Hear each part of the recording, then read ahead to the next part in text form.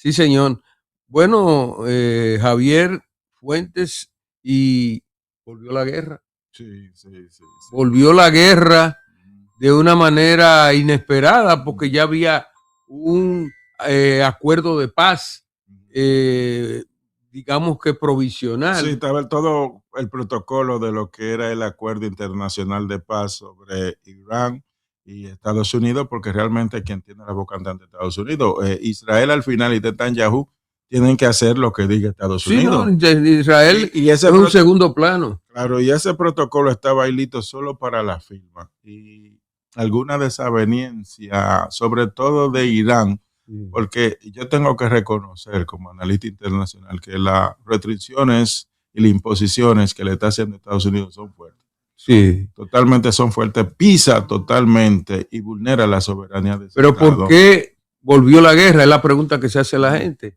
Bueno, a Estados Unidos alega que hay violaciones a los acuerdos de parte de Irán porque atacó naves, barcos petroleros en el istmo, en el paso De Hormuz, sí. de Hormuz, y que por esa razón reanudaron la guerra. Han habido muchos ataques. Irán, que todavía está sepultando a Yamenei, el líder que asesinó Estados Unidos junto a otros 40 burócratas del gobierno iraní, está desfilando millones de gente atrás del cadáver de ese muerto y No, que un mártir ya hoy, un mártir. ya es un mártir hoy. Es Un una, grave error de la política. tienen varios días haciendo este Sí, funeral. un grave error de la política militarista norteamericana. Porque es verdad que él era un extremista y en función a los que son los intereses de Estados Unidos y lo de ellos, iban a tener siempre contradicciones, pero se podía llegar a acuerdo. Entonces, eliminarlo, un país que estaba con lo que eran no poblada civil, pero sí protestas civiles y huelgas que iban a derrumbar prácticamente ese El gobierno. régimen, porque ese régimen tiene 40 años, Claro, y se ellos cayendo. son una dinastía. Entonces el hijo pasó a Claro, es ocupar. una teocracia. Sí, pero se sabe que es un régimen duro, un régimen dictatorial, un régimen que maltrata a las mujeres. Sí. Pero son situaciones de un país que a lo interno ya tiene un movimiento de protesta. No quiera precipitar, pero Trump se precipitó y armó un ataque creyendo que se iba a ir de paro. Incluso dijo eso: en una noche yo voy a desaparecer a Irán. Sí. Señor, así no es. Tampoco así. Le ha salido un hueso duro de roer. Sí, porque la crisis sigue y entonces Estados Unidos está empantanado y no ha podido avanzar. Ahora, ¿a quién le ha afectado más eso? Siendo honesto, Estados Unidos ha conseguido, porque lo analizamos aquí, que los productores del fracking, el petrolero de aquí, se llenen los bolsillos con dólares. Como siempre. Como siempre, pero nosotros, ¿qué hemos recibido? Que todo haya aumentado, la inflación es altísima.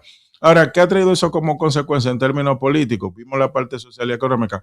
O que Donald Trump está descendiendo cada día más en las encuestas. No, esta guerra es la trampa más grande que ha podido caer Trump. Incluso él estaba llamando la semana pasada a que bajaran el precio de la gasolina. Ya esta semana el petróleo volvió a subir y ya otra vez el mundo está desestabilizándose. Entonces, yo lo que creo, y lo dije, que Irán va a tratar de ver cómo puede sobrevivir hasta noviembre para que Trump pierda, y con un Congreso donde Donald Trump sea minoría, entonces quizá Irán empiece ya a hacer negociaciones, no por la vía ejecutiva, sino que la vía del Congreso. Correcto. Yo creo que a eso es que están jugando los estrategas políticos que tiene Irán. Bueno, mientras el hacha va y viene, lo que yo veo es que las guerras se sabe cómo comienzan, pero nunca se sabe cómo ni cuándo van a terminar. Así Mira lo que pasó 4 o 5 años atrás con Ucrania.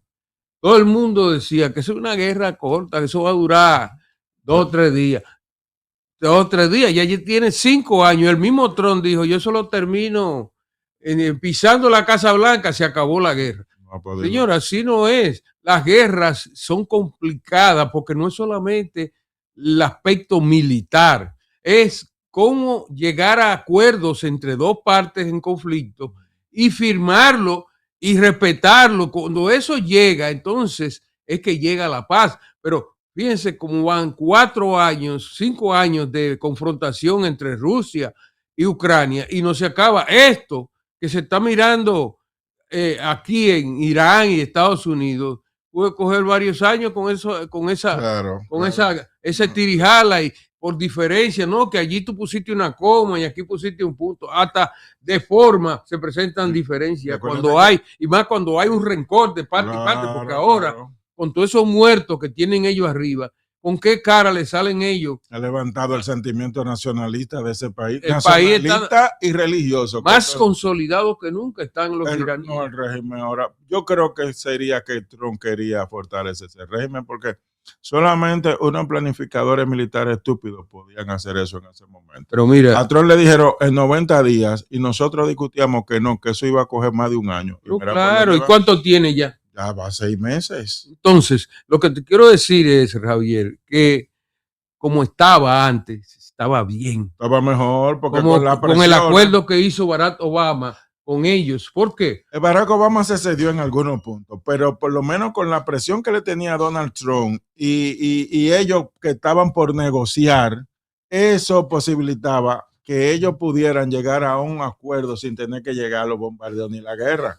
Porque entonces nada más se están beneficiando los que están vendiendo armas, porque eso es lo que está trayendo más problemas, y no solo a Estados Unidos y al mundo entero, porque eso afectó los precios de todos los productos. Pero que no existían esos muertos tan fuertes. Claro. Entonces él sembró la semilla de una guerra larga, porque si a ti te matan el líder máximo de un país. Jamenei, que estaba con cáncer, que se estaba muriendo, déjalo que se muera. Déjalo que se muere y ya, te quitaste ese problema. Entonces creo que fue un error de cálculo de Donald Trump. Que los rusos dijeron en 48 horas nosotros tenemos ya a Ucrania en la mano, estamos en Kiev y vamos a poner ahí al gobierno que nosotros querramos que sea afín a los intereses de Rusia. 5 años. 5 años. Y se ha visto que el ejército ruso se ha debilitado. Es el único país después, mira, ni en la Primera ni Segunda Guerra Mundial, ni siquiera en aquella guerra antigua del Peloponeso, la guerra púnica, la guerra médica,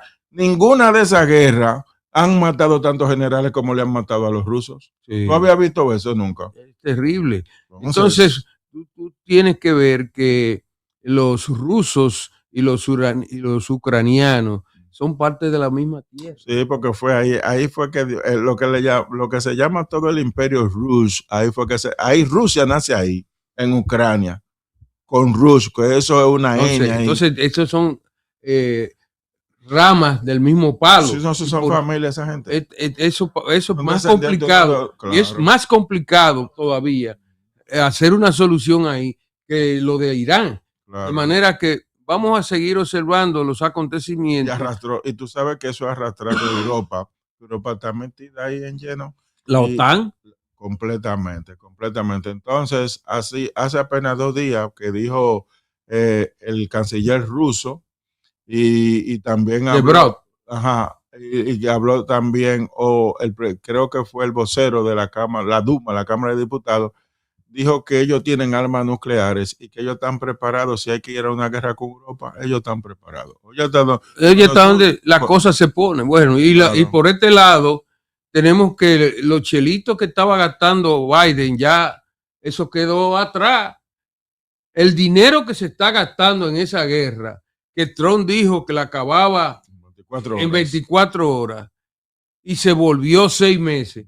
El dineral que hay del presupuesto de Estados Unidos, eso no tiene perdón de Dios. Claro. Sin ningún propósito que defienda la soberanía nacional. Se están beneficiando a 2 sectores, el sector armamentista y el sector petrolero. Después, los demás sectores, y sobre todo la ciudadanía, el común de los ciudadanos, está pasando toda la miseria del mundo. Todos los golpes de la crisis de inflación que se deriva de esto. Sí, claro, el costo de producción. Vamos a la pausa, familia.